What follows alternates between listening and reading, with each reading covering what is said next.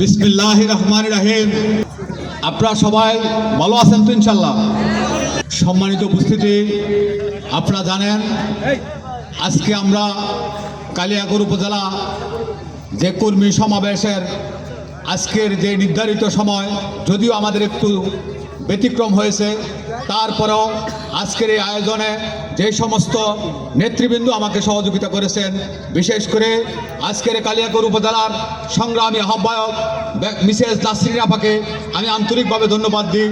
সেই সাথে গাজীপুর মহানগরের যুগ্ম আহ্বায়ক শরীফুল ইসলাম সৌজন এবং আহ্বায়ক কমিটির নুরজাদা ভাই এবং আমাদের খাদিমুল ভাই সহ বাগিনা সোহান, রিপন, সৌরভ এবং আমাদের রফিক সহ মনির হোসেন সহ অসংখ্য নেতৃবৃন্দ আমাকে সহযোগিতা করেছেন। এর জন্য আমি কৃতজ্ঞতা চিত্তে আপনাদেরকে স্মরণ করি। আপনারা জানেন আমাদের নেতা, বাংলাদেশের জীবন্ত কিংবদন্তি নেতা, বাংলার আপন মানুষের জননেতা জনাব আসম আব্দুর রবের একজন কর্মী হয়ে আমি আমার নিজেকে ধন্য মনে করি। কিন্তু সেই পাশাপাশি আজকে আমরা এমন দুজন মানুষকে পেয়েছি যিনি এই বাংলাদেশের জাতীয় নেতার দাবিদার। তিনি আমাদের জনাব মোহাম্মদ স্বপন ভাই, যিনি আপনারা জানেন 2018 সালের সেই দিনের ভোট রাতে যখন হয়ে গিয়েছিল, তৎকালীন সেই ঢাকার উত্তরা থেকে যিনি নির্বাচন করেছিলেন তাকে দিনের ভোট রাতে করে পরাজিত করেছেন। তিনি আজকে আমাদের জনপ্রিয় নেতা, জাতীয় নেতা জনাব স্বপন ভাই প্রধান অতিথি হিসাবে আসাতে কালিয়াকৈর উপজেলাবাসী এবং গাজীপুর মহানগরবাসীর পক্ষ থেকে ওনাকে আন্তরিক শুভেচ্ছা অভিনন্দন জানাই। পাশাপাশি আজকের আমাদের যিনি গণমানুষের নেত্রী, তার সাথে আমার জুলাই আগস্টের বিপ্লবের সময় দেখা হয়েছিল 3 তারিখ শহীদ মিনারে। সেই সময় তিনি ছিলেন রিক্সা ড্রাইভারদের এক প্রান্তে, আমি ছিলাম অন্য প্রান্তে, যার জ্বলন্ত সাক্ষী আমার ছেলে রাকিবুল হাসান শান্ত।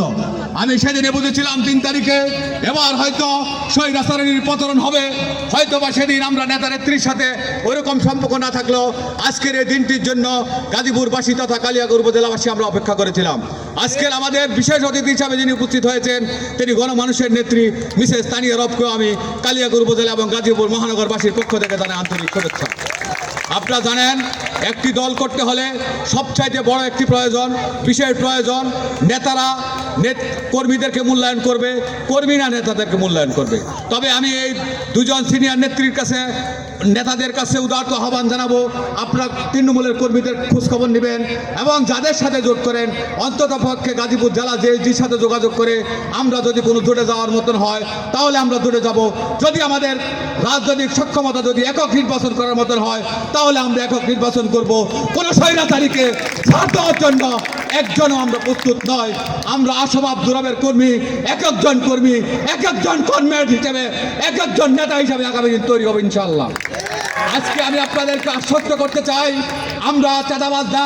প্রিয় নেতাকে আমি বলতে চাই, দেখুন আজকে আমাদের শ্রমিক নেতৃবৃন্দকে, দেখুন আজকে আমাদের নারী নেতৃবৃন্দকে, আমরা কেউ চাঁদাবাজ না, আমরা কোনো ফ্যাক্টরির সামনে যাই না, আমরা কখনো কারো কোনো রিস্কাওয়ালার কাছ থেকে চাঁদা নিই না। তবে যতদিন বাঁচবো শ্রমজীবী মেহনতি মানুষের পক্ষে কাজ করে বাঁচবো। যদি এই পথে আমার মৃত্যু হয় তারপরে সন্ত্রাসীদের কাছে আমি আপনাদের আশ্বস্ত করতে পারি, কে আসলো কে যাবে সেটা আমার দেখার বিষয় না। আমার কর্মীদের জন্য আমার জীবনের শেষ রক্তবন্ধী হলো আমি গাজীপুরের মাটি এবং মানুষের সাথে থাকবো। এই বলে আমি আমার বক্তব্য শেষ করছি। পরিশেষে সকলের সুস্বাস্থ্য এবং দীর্ঘায়ু কামনা করে আমার প্রিয় নেতা আসম আব্দুর রবের সুস্থতা কামনা করে প্রত্যেকের কাছে বিদায় নিচ্ছি। আসসালামু আলাইকুম ওয়া রাহমাতুল্লাহি ওয়া বারাকাতুহু।